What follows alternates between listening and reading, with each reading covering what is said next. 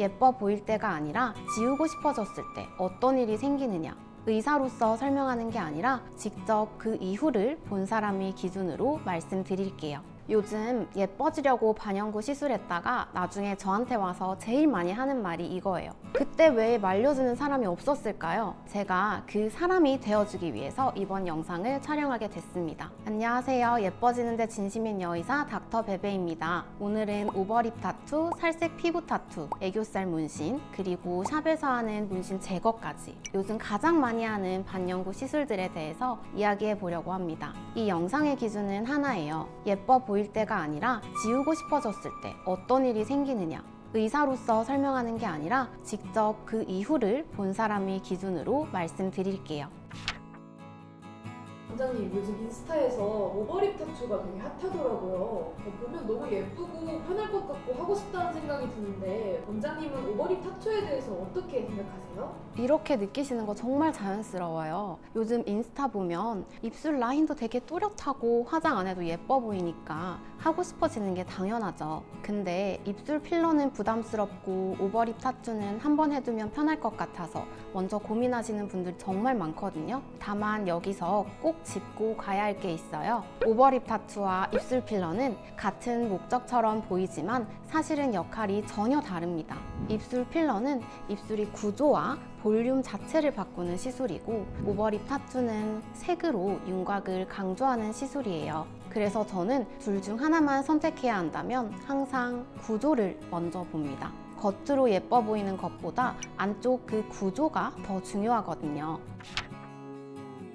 원장님, 그러면 오버립 타투를 했을 때 실제로 어떤 문제들이 생길 수 있을까요? 가장 흔한 문제는 입술 라인 바깥쪽에 색소가 들어가면서 구조적인 어색함이 생긴다는 점이에요. 실제로 병원에 오버립 타투를 먼저 하고 입술 필러를 하러 오시는 분들이 있었는데요. 입술 라인 바깥에 붉은 문신이 들어가 있는 상태라 실제 입술이 둔덕과 바깥 피부 사이에 높이 차이가 생긴 경우였습니다. 입술은 원래 라인 안쪽은 도톰하고 바깥쪽은 편편한 구조인데 타투로 라인을 바깥까지 이렇게 그려버리면 겉으로는 더 커 보일 수 있어도 시간이 지나면 더 어색해질 수 있어요. 이건 필러로 보완하려고 하면 또 다른 문제가 생겨요. 입술 필러는 립 라인 안쪽으로만 넣어주는 게 혈관 사고 위험을 낮추는 방법인데 오버립 타투에 맞추려다 보면 필러를 바깥으로 유도하게 되는 상황이 생겨요. 그리고 시간이 지나면 색소가 빠지기 시작합니다. 입술 위에 얹은 붉은 색소와 살색 피부 위에 얹은 붉은 색소는 빠지는 속도와 방식이 다르기 때문에 경계가 점점 더 어색해지고 결국 지우고 싶어지는 경우가 많아요.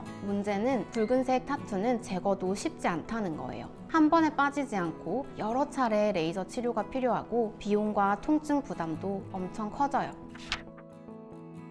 그렇다면 입술 필러랑 입술 반영구를 둘 다 하고 싶다면 뭘 먼저 해야 될까요? 우선 입술 필러를 먼저 하고 그 다음에 입술 반영구입니다.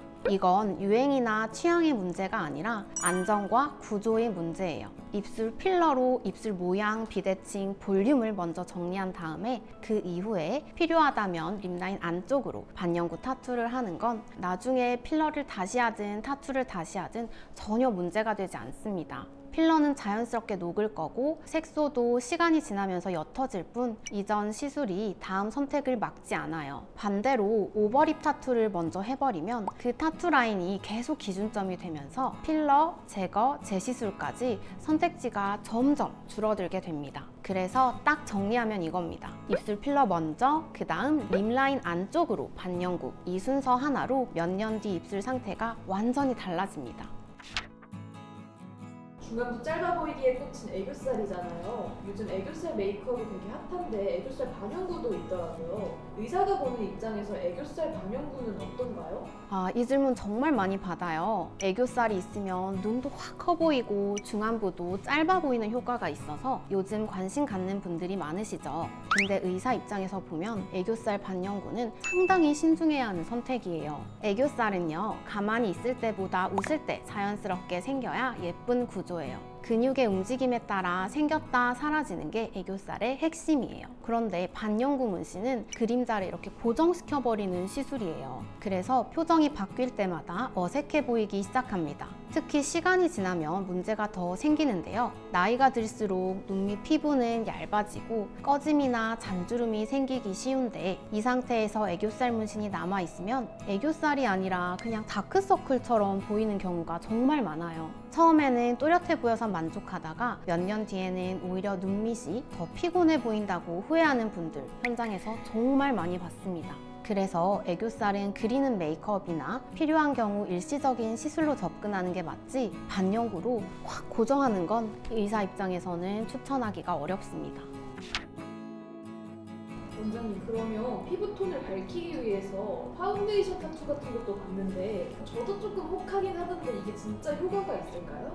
이건 단호하게 말씀드릴 수 있어요. 파운데이션 문신은 절대로 하면 안 됩니다. 파운데이션 문신은 피부톤을 밝힌다고 노란색이 섞인 잉크를 얼굴 전체에 주입하는 시술인데요. 문제는 이 노란색 색소가 빠질 때 생깁니다. 노란색 색소를 제대로 제거하려면 400나노미터대 파장의 레이저가 필요한데 현재 상용화된 레이저 중에는 이 파장대를 정확하게 타겟하는 장비가 없습니다. 즉 깨끗하게 지우는 게 현실적으로 거의 불가능하다는 뜻이에요. 더 큰 문제는 노란색 색소에 포함된 티타늄 성분인데요. 레이저를 쐈는데 색소가 없어지는 게 아니라 오히려 더 검게 변하는 경우가 흔해요. 이걸 파라독시컬 다크닝이라고 하는데요. 톤을 밝히려고 시작한 시술이 결과적으로 검은 흔적을 남기는 상황이 되는 거죠. 이걸 없애려면 레이저를 최소 10번 이상 해야 하는 경우도 많고 회차 간격이 한 달이기 때문에 지우는 데만 2, 3년이 걸리기도 합니다. 그래서 파운데이션 타투는 효과를 논할 단계가 아니라 아예 선택지에서 제외를 해야 할 시술이에요.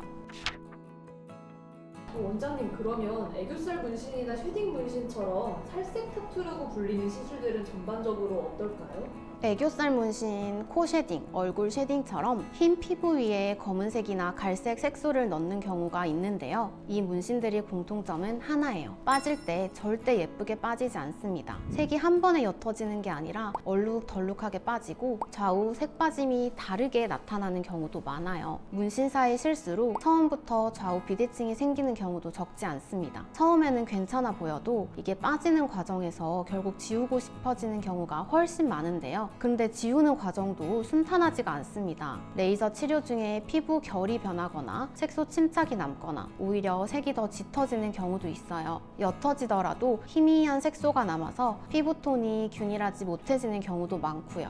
문신 제거는 한두 번으로 끝나는 시술이 아닙니다. 보통 최소 5번, 많게는 10번 이상 진행해야 하고 결국 비용은 수백만 원까지 가는 경우도 흔합니다. 그래서 결론은 단순해요. 살색 타투, 쉐딩 문신, 특히 파운데이션 문신 처음부터 하지 않는 게 가장 안전한 선택입니다. 미인점처럼 이렇게 딱 점 하나만 찍는 시술도 요즘 유행하더라고요. 이거는 괜찮을까요? 조그만한 점 하나를 찍는 것이기도 하고 그냥 단순히 검은색 색소만 사용하는 것이기 때문에 제거하는 것도 그렇게 어렵진 않은데요. 그래도 포인트 되는 한두 군데 정도는 꼭 원한다면 해보는 것도 나쁘진 않습니다. 지우는데 다른 문신들보다는 훨씬 수월한 편이에요. 원장님, 그런데 요즘 반영구 샵에서도 문신 제거를 많이 하더라고요. 근데 이거 해도 되는 건가요?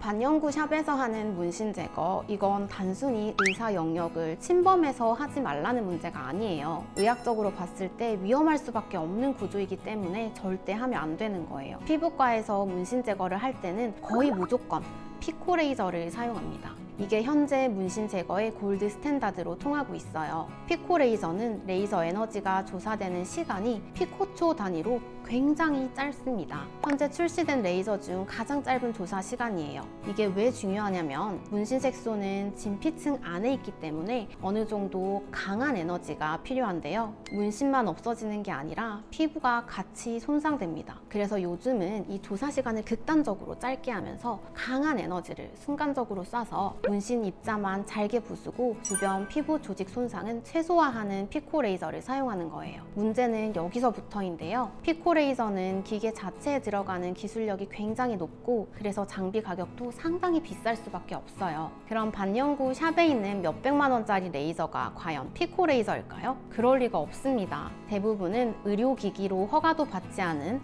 레이저 흉내를 낸 장비에 불과해요. 이런 기계로 문신을 제거하면 문신 입자만 타겟하는 게 아니라 아니라 내 피부도 같이 태워버리는 상황이 됩니다. 그 결과로 화상, 피부결 변화, 색소 침착, 심하면 영구적인 흉터까지도 남을 수 있어요. 단순히 몇만 원 아끼려고 시작한 문신 제거가 나중에는 흉터 치료에 훨씬 더 많은 비용과 시간을 쓰게 되는 거예요. 샵에서 하는 문신 제거는 절대 무조건 하시면 안 됩니다. 제발 반영구 문신은 신중하게 생각했으면 좋겠습니다. 몸에 하는 문신은 옷으로 이렇게 가릴 수라도 있지 얼굴은 평생 가리고 다닐 수가 없습니다. 문신하고 나서 처음 6개월에서 1년 정도는 분명 예뻐 보일 수 있어요. 문제는 그 이후입니다. 색소가 빠지는 과정이 생각보다 훨씬 예쁘지 않고 얼룩지거나 경계가 어색해지면서 결국 지우고 싶어지게 되는 경우가 많아요. 그리고 타투 제거는 한 번에 절대 끝나지 않습니다. 평균적으로 10번 이상, 경우에 따라서는 그 이상이 필요한 경우도 많아요. 제거 과정에서의 통증도 가볍지 않아요. 비용과 시간, 피부가 받는 스트레스까지 생각하면 배보다도 배꼽이 더 커지는 선택이 되는 경우를 정말 많이 봤습니다. 그래서 이건 겁주려고 하는 말이 아니라 실제로 그런 상황을 너무 많이 봐왔기 때문에 드리는 말씀이에요. 제발 내 얼굴을 좀 아껴주세요. 지금의 유행보다 몇 년 뒤 거울 속 얼굴이 훨씬 더 중요합니다. 반영구 문신은 한 번 하면 끝나는 선택이 아니라 그 이후를 평생 함께 가야 하는 선택이라는 것, 이 하나만 꼭 기억하셨으면 좋겠습니다.